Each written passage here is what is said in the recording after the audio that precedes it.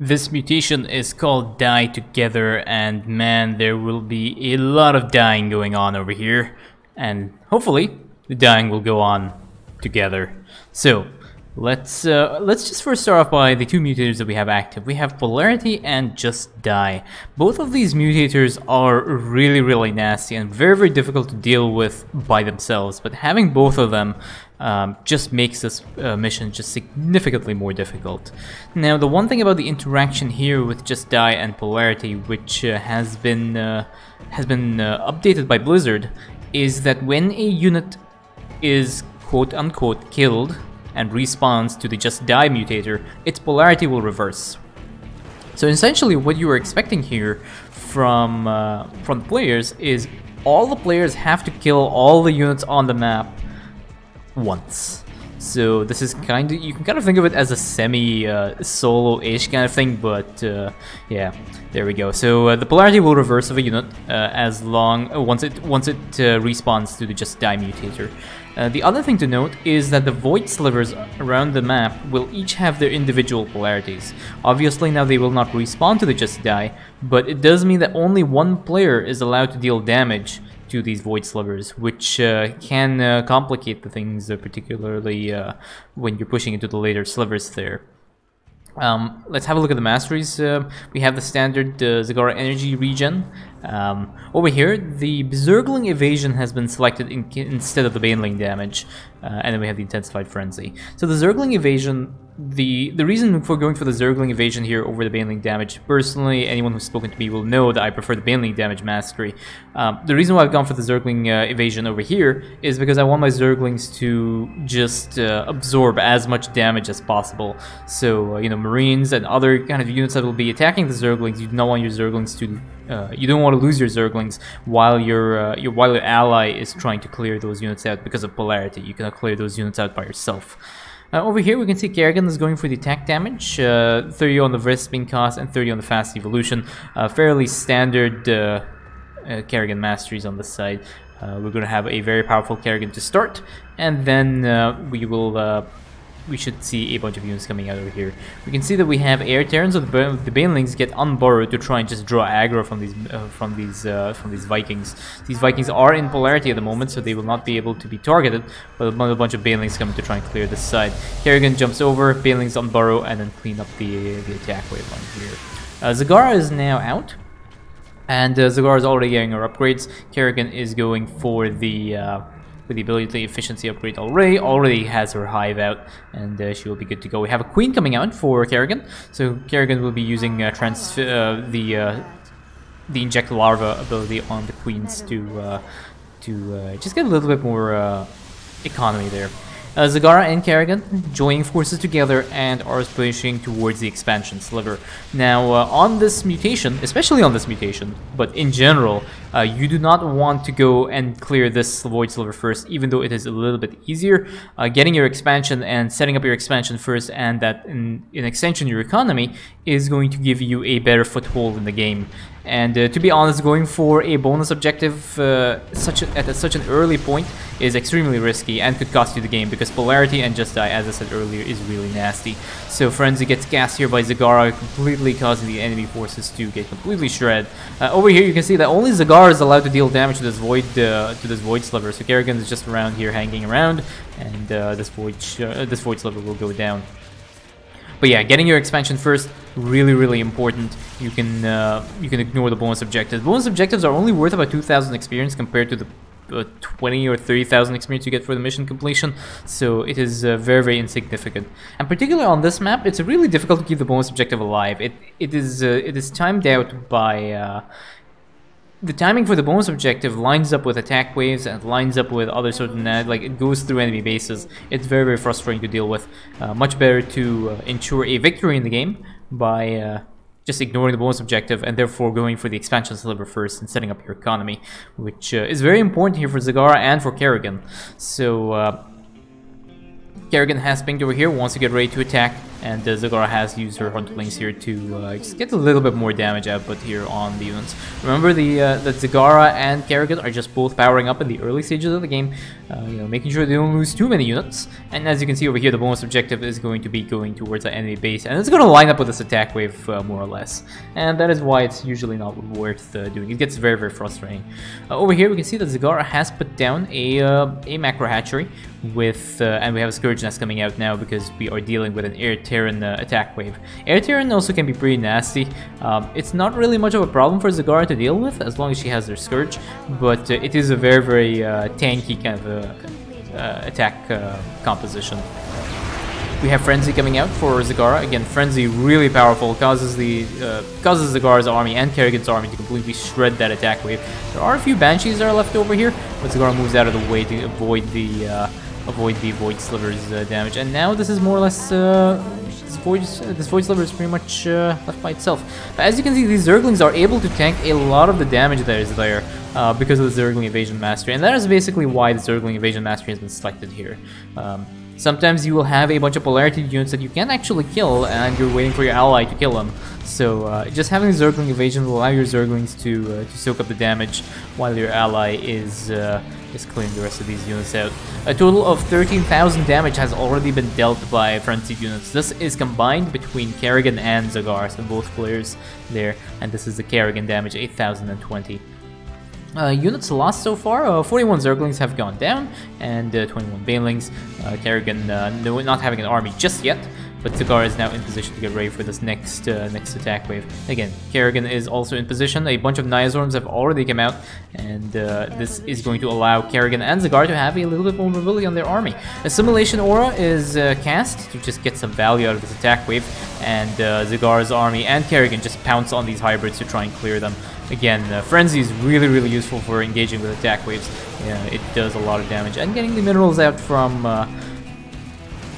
the Assimilation Aura can help both the armies significantly. So Kerrigan has already taken their expansion over here. There is another Queen here, and there's an Inject Larva. Zagara is just going for the just completely improving her army by making just getting all the upgrades that she needs now. You can see over here that the Mutatized Carapace upgrade is also coming out for Zagara. This will allow Zagara to have a faster bunch of Overseers. A little bit of oversaturation here on Zagara's side, and there's an oversaturation on this part as well, so that was a bit of a misplay. Zagara is limited by supply, so 100 supply is the limit here for Zagara. So making sure that you have pretty much optimal saturation on your bases is kind of important. You can see another macro hatchery is coming down here. So there are two ways of playing Zagara. You can build a queen and inject larvae onto your hatcheries, or you can build macro hatcheries. Now, I initially used to do queens, but what I found is the queens take up supply, and it is much better to just have that extra supply in your army. And because Zagara ends up floating a lot of minerals, especially towards the later game, I'll point that out a little bit later. It's just better to put down a bunch of macro hatcheries and not have to worry about larva injects. So Kerrigan's just gonna poke in a little bit, just take out some of these things. Gets aggroed a little bit, but Zagara's army is now in position to try and deal with some of the enemy forces here. These Broodlords are all in Polarity, so Zagara is not able to aggro them just yet. Waiting for these Broodlords to be cleaned up by Kerrigan, and now the Scourge can aggro whatever is left on this side. A few Mulisks are left over here, but this area has been, the small enemy camp has been cleaned up. And they're going to get ready to deal with this next enemy camp. There are two camps here. It does get kind of difficult, but now we have an attack wave that has also spawned, so we'll see how the commanders choose to deal with it. So the commanders are going to rotate around and ignore this enemy camp for now. So one of the things is it's very, very easy to end up losing your army when you have just die in Polarity. So pushing into this base, you might think might be the better choice, and then you will have to end up with the Void Sliver defenders on this side. So you may end up taking a lot more losses than you would be expecting. Remember, Polarity is really, really nasty. You just have to sit and take damage from Amon's units. So just rotating around will be a little bit better here. Again, we have Kerrigan now has unloaded a bunch of Hydralisks here. A bunch of storms go down onto this island, but the attack wave has been essentially cleared out. And now these commanders are going to push into this enemy camp here, and this will help with the rallying as well for Zagara's Scourge. We have a bunch of units that are being rallied. Better choice would be to rally these things into the Naya Swarm and then unload the Naya Swarm wherever Kerrigan has put them. But rallying them across the map as well, not too bad. Just as long as these enemy camps are cleared out, which they have been. This bonus objective is going to get shot down again. Not really worth going for the bonus objective on this mission, especially now when you have two really nasty mutators ready. Zagara is going to get ready to push in. A roach drop comes down with a spawn hunter killer, and we have an immobilization wave and a frenzy that gets dropped. And you can just see the amount of damage that gets dealt on these things. This Death Grip Crystal has been it is under Polarity and does end up taking out a few of the units, but then gets cleaned up by Zagara. A little bit too late there for Kerrigan, but this Void Sliver has gone down, and down goes the Void Rift as well.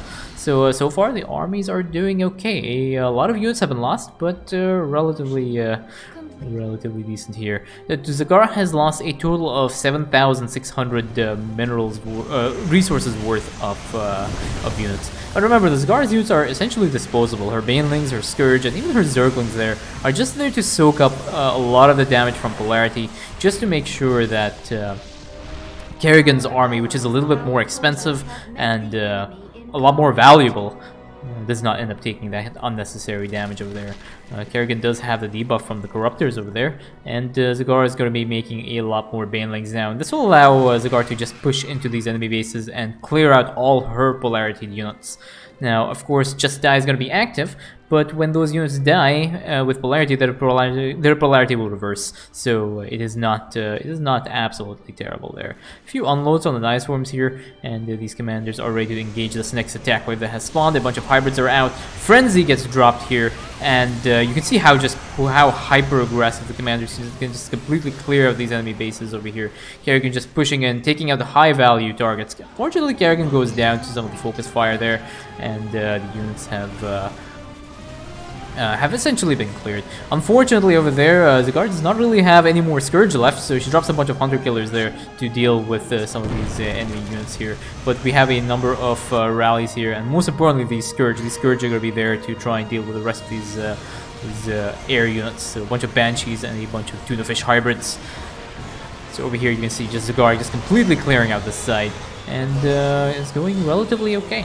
Production-wise, we have 24 Hydralisks on the way for Kerrigan. A few more Overlords need to get dropped. Those Overseers kind of got shot out of the air, and it has a supply cap Zagara, but that bonus objective now is going to get focused down by the enemy units there.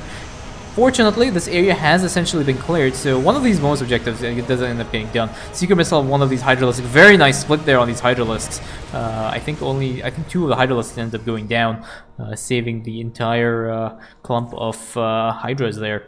And we now have another bunch of army for Zagara. You can see how quickly Zagara can remax, and just see how many hatcheries Zagara has here. It's because, you know, you are flowing a lot of resources at this point. You know, 2 more hatcheries have gone down, so that was more than 1,000 minerals being floated. You might as well just put them into more production so that when you want to remax, you can do so. So we have Zagara with a total of 7 hatcheries and 1 hive. So, you know, 8 production structures there. You know, using it as a mineral dump is it's probably the best investment that you can have here for Zagara. So, you know, when you lose your army, you're able to just remax relatively quickly. A total of 54,000 damage has been dealt by frenzied units, and Zagara is ready to push in now. Assimilation Aura comes down with an immobilization wave. A roach drop also comes out, and we now have Frenzy active, and they are going to continue clearing these enemy units around this Void Sliver. And notice how much more tanky these units are. There is a little AoE strike here. Zagara moves out of the way to prevent that, and the Kerrigan is unfortunately having to deal with this attack wave also by herself. But I think Zagara has ended up losing a large chunk of her army. These units now are going to try and deal and stall the attack wave while Zagara remaxes her army. As you can see here, 2,000 minerals being Our allies are 2,000 minerals being floated there. Zagara does end up going down there, and there's a bunch of Scourge that get aggroed by the Hybrid Dominator. Again, the goal is to just stall these attack waves until Kerrigan is free. Unfortunately, this Void Sliver is Polarity to Kerrigan, so Zagara cannot deal damage to that and help her ally out. On this side, we have a Hybrid Dominator that is left over. I believe this is Zagara's Polarity, but I am not sure. It looks like it. Seeker Missile does end up going down on these Hydralisks over here. And the army units have been rallied around here just to deal with this Hybrid Dominator here. Sending a small trickle of units is usually the best way of getting your units killed. You know, rally your army together, build them up, and then send them in one wave, and it is a little bit more effective dealing with enemy units there. You know, take the time to take a little bit of damage on your primary structures. Just make sure you have a sizable army. Otherwise, you end up throwing a lot of units. You can see over here, Zagara is able to remax relatively quickly through these 8 primary structures that he has. 2,000 minerals over here already floated for Zagara, and that is why you should always try and increase the number of production structures you have for Zagara. You know, you're floating the minerals, might as well use it. Yeah, there we go. So Kerrigan is going to work on remaxing her army as well. Kerrigan took a little bit of a hit, did end up losing 119 Hydralisks over there, and these kinds of losses are essentially inevitable. These commanders are not really that great for this mutation. They are, you know, they're not the optimal choices, and they're not really overpowered commanders either. You know, picking someone like Zeratul and Tychus, you can steamroll the mutation relatively easily, but these commanders were picked because they are relatively unorthodox, so to speak. So there is, the armies do get re-rallied, and they go through the Nice Worm, and they move into here.